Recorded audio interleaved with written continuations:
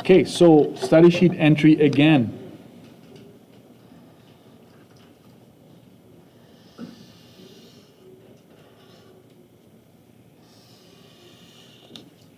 And before I forget, okay, I already want you to know, stat, calculate, if you do an exponential regression, it's hidden.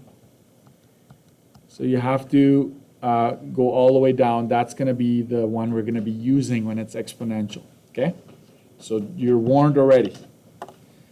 So we're going to put a word problem to this. Watch the notation. Sometimes the x is inside the bracket, sometimes outside. It's still the same. A and B cannot be negative in this course. So they'll be positive, okay? A is often referred to, watch this. A is often referred to the initial amount you have, how much you start off with. It's initial population. It could be the amount that you invest, and then it grows from there. It could be a percentage, guys. It could be a percentage. Like you have 100% of uranium, like the radiation is 100% at the beginning, and then it decays over time, okay? B, this is what's happening. I'm going to use a different color for that one. B tells us what is happening to the initial amount, okay? If B is positive, it means increasing. If B is less than 1, it's decreasing. Okay. And X, a different color yet, so there's 3 components you need to watch out for. Bless you. X is often time, okay? Days, months, years, hours, so forth. Okay. Not always, but it could be temperature, it could be different scenarios. You just have to read carefully, different variables. You should always ask, is the population increasing or decreasing? Okay. Is the population increasing or decreasing? Is the investment, is it accruing? Is it going up or is it going down? To determine B, read the question. To determine B, read the question. It'll be less than or greater than 1. Okay, so here's what I mean. If the question mentions a decrease of 5%, then the equation would be, watch this. I need you to follow this one. If it's decreasing by 5%, you would go 100% and you take 5% away from it. Okay? So you start with 100, and if you're decreasing 100%, you have to subtract. That leaves you with 95%. This, in turn, gives you 0.95. In this case, B is equal to 0.95. It is not 5. It is 0.95.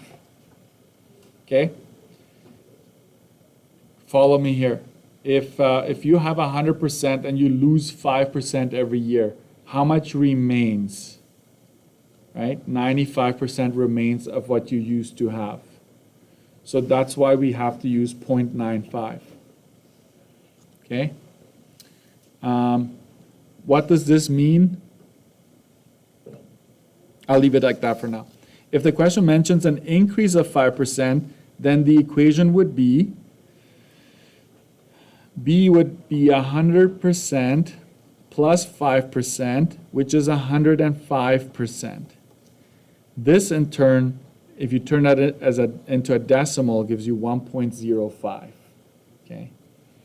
So B is equal to 1.05 in this case. For both of them, we'll come up with an equation. So watch this. The equation here, if you had to make one, would have to look something like this. Y is equal to A, which is unknown, but you would make sure you put 0.95 to the power of x. That is important, that B is 0.95 to get this one right. The equation for this scenario would be y is equal to A 1.05x. So what we're trying to do here is what I need you to understand is that whenever you see this and it's less than 1, this is going to result in you losing 5% every year, every hour, whatever X happens to be. When you see something like this, it's greater than 1. Can I tell you this? You always ask yourself, Prince Guerrero to the office, please. Prince Guerrero, please report to the office. you always ask yourself, how much more than 1 is it? Or how much less than 1 is it? That is the question. So if you look at this, oh, it's less than 1. By how much? By 0.05, which means I'm losing 5% every time. This one, how much more than 1 am I? 5%, right? So that's what you need to observe there. So don't tell me, oh, you're losing 95% every year. That's not correct. It's 5%. Okay? So let's put this into practice. I need you to pay close attention to this. Writing an equation for an exponential is actually quite straightforward if you know where to put the numbers. They don't need to give you 3 points. Remember quadratics, you have to find 3 points. They can just mention 2 things and you have everything you need to make your equation. They just have to mention that. So write the following to model each scenario. You invest $6,500. This is what I would call initial amount. Okay? And your investment earns, what does earning indicate? Is it going up or down? It's going up, right? Earns 2.5% annually per year. Okay, so this becomes A. A is $6,500 or just $6,500, just like that, right? They give you how much you start with. And earns 2.5%. How would we do this? This is going to give us B. B is going to be 100% plus 2.5% because of this, which is going to be 102.5%. Turn that into a decimal. You divide it by 100, basically. That's 0. Sorry, no. You don't know your decimals? 1.025. B is 1.025. Now I can write my equation. Y is equal to A times B to the X in general, which means in this case, it's 6,500 times 1.025 to the power of X. Voila, you've got your equation.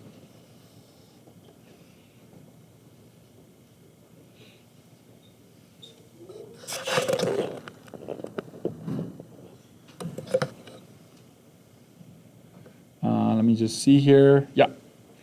A small town with a population of 578 C's, sorry, I meant B's, decrease, so it's going down at 12.5% in its population each year.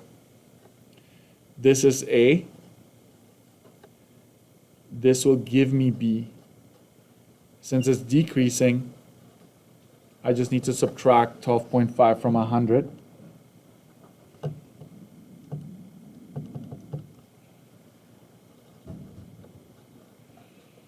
And that is 0.875. So here's your equation. 578 B's, 0.875 to the power of X.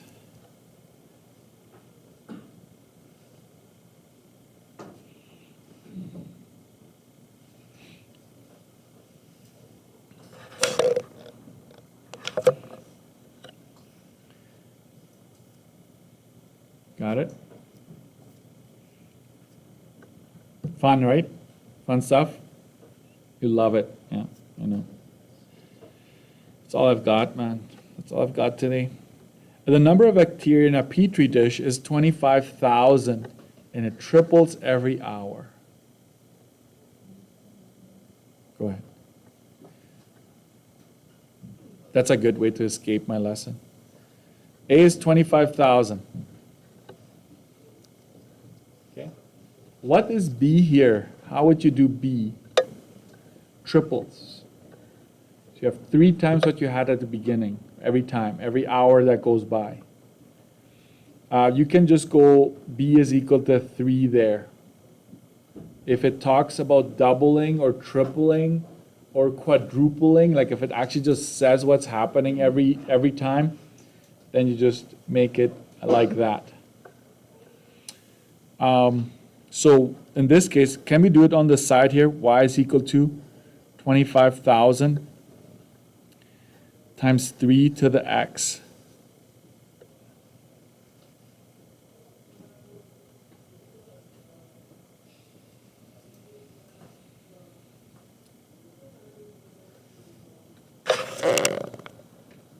And I'm going to take this up a notch here. This one right here. I'm going to ask you to add how many B's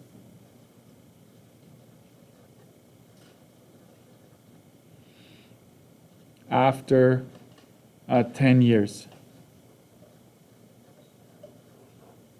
That's going to be one question. And then add another one.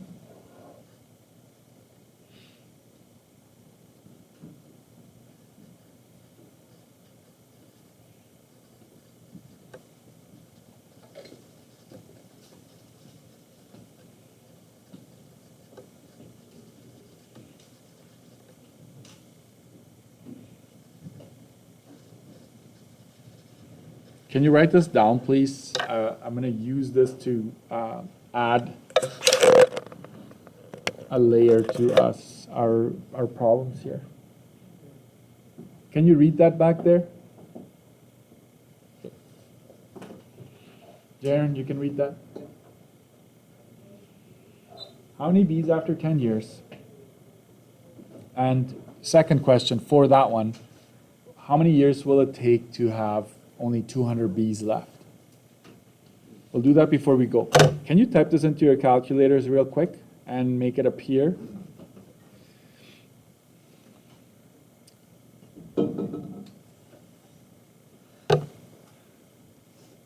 Sorry, if you're copying, I'll let you copy. Let's clear everything.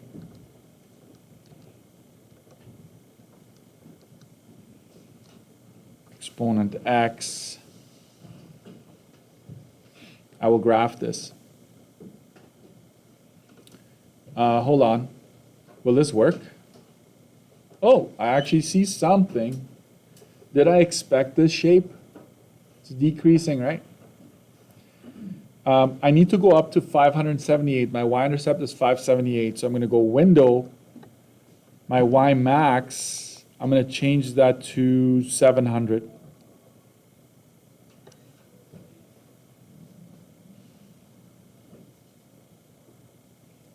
That's how you get out of here too, right? And how many B's after 10 years? What am I giving you here? What is the time in this case? X is your time, right? So they're saying after 10 years, how many B's will you have? How do we do that? Second, trace, value, X is equal to 10. I'll have 152.05 something. That's approximately 152 B's. Sorry, I know it's small, and I know I just threw this at you. I just want you to practice. How many years will it take to have 200 B's? They're asking for time once y is equal to 200. How do you find something like this? You go y2 is equal to 200. And then I hit graph. I see the intersection. Second trace, intersect. Enter, enter, enter, because there's only 2 curves. it will take 7.95 years for that to happen. Okay. Is it okay to state years like this? Yes. It doesn't ask you in which year, it's asking you how long and years. I would like you to try at least page 9. I don't assign a whole lot of homework, right? I usually try to keep it within reason. If you could try page 9, guys, try to wrap your head around this. You need to graph there as well, and then we'll correct it tomorrow.